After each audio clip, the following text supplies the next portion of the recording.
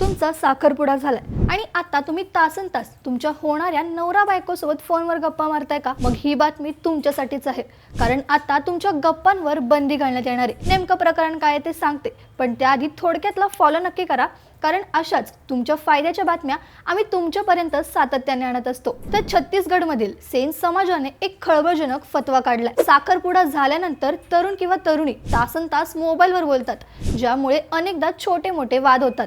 हे वाद इतके विकोपाला जातात की चक्क ठरलेलं लग्न मोडलं जातं. ही परिस्थिती रोखण्यासाठी सेन समाजाने आता साखरपुड्यानंतर होणाऱ्या नवरा बायकोच्या फोनवरील संवादावर बंदी घातली आहे. जर काही अत्यंत महत्त्वाचं बोलायचं असेल तर त्यांना आता पालकांच्या समोरच बोलावं लागणार आहे. इतकंच नाही तर लग्नातील बूट लपवण्याची मजेशीर प्रथा देखील वादाचं कारण ठरत असल्याने ती बंद करण्याचा निर्णय घेण्यात आला. तसेच साखरपुड्याच्या कार्यक्रमात आता फक्त 15 ते 20 पाहुण्यांनाच परवानगी असेल. समाजातील वाढते वाद टाळण्यासाठी उचललेलं हे पाऊल तुम्हाला योग्य वाटतं का, की हा वैयक्तिक स्वातंत्र्यावर गदा आणणारा निर्णय आहे? मग तुम्हाला काय वाटतं? साखरपुड्यानंतर फोनवर बोलल्याने खरोखर लग्न मोडतात का?